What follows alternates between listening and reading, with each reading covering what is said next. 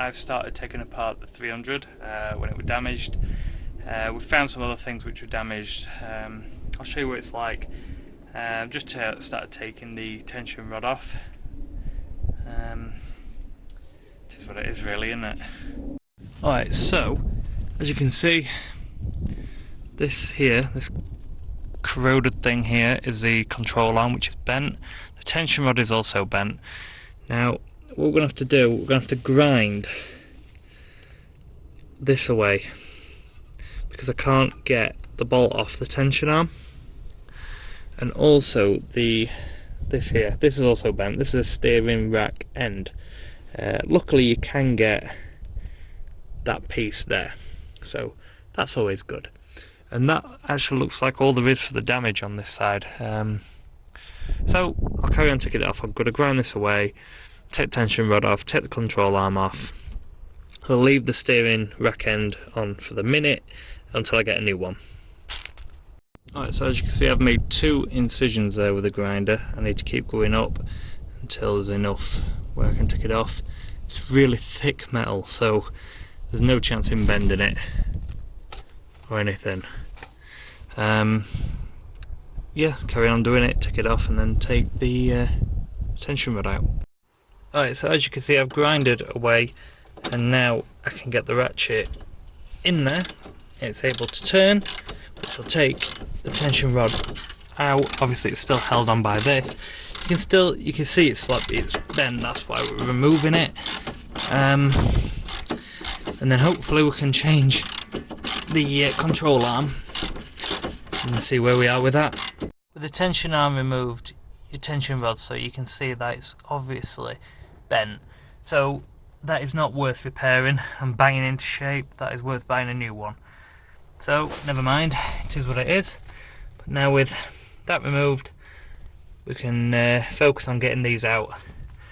With this one there is a safety pin in there, so the bolt doesn't, the nut doesn't come out, so I have to take that out first. And then yeah, let's see where we go from there. Alright, so with the control arm off now, as you can see, I had to grind away here to get to the traction rod bolts. So as you can see, it's very, very bent. It's not how it should look. That is how it should look. So I'm going to be putting this on now. This was quite a difficult one to get off because it's got one of the pins in it. I ended up having to break it, but I found the issue to every time I braked, the steering wheel went slightly to the wrong way. This bush is absolutely shot, whereas this one is much, much stronger. So that was probably the reason that it was doing that. Every silver lining and all that.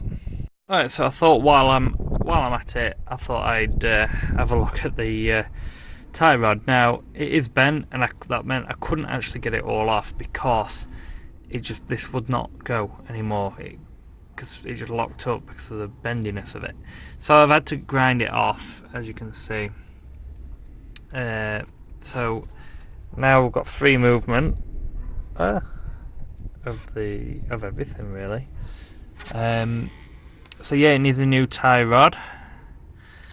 Maybe we'll get a new tie rod end while we're at it. Now there is a proper way how to do this, but I don't have the proper tools for it. So I'm going to have to try and get this off now. Obviously it was just a nut with a pin going through it at the top. Take this off. I'll leave that on for now, the boot and everything, so all the oil doesn't spill everywhere, and then we'll see how we get on from there. Just one of them annoying things we've got to do, but there we go. But to be honest, I need a rebuild kit for this because the washer, when I was playing about with it, has snapped, and obviously there's leaking oil over here, so I do need a proper rebuild of it. But I'm just going to take this off now. Alright, so this bit now, we finally got it off. It needed a good hit with the hammer on the top, and it soon came through. So all we're left with is the remaining part of the tie rod. So that'll have to wait for another day, I'm afraid, because I don't have that bit. But you know, we've actually got steering again, kind of free movement of steering. I might, while I'm at it, I might put the new control arm on, and then that'll be it for today. Alright, so I've got the control arm on. It took a long time to do. Nothing was lining up. I feared the worst, that anything else was bent and everything was bent. It was weird because the shock absorber and everything was crushed against the drop link, which has actually damaged it, and I do need new drop links now. But all I did, because I've got a strut brace, I think that might have been the issue. So I just undid the nuts at the top in the engine bay, managed to pull it out enough to get it in, tighten it all up, and there we go.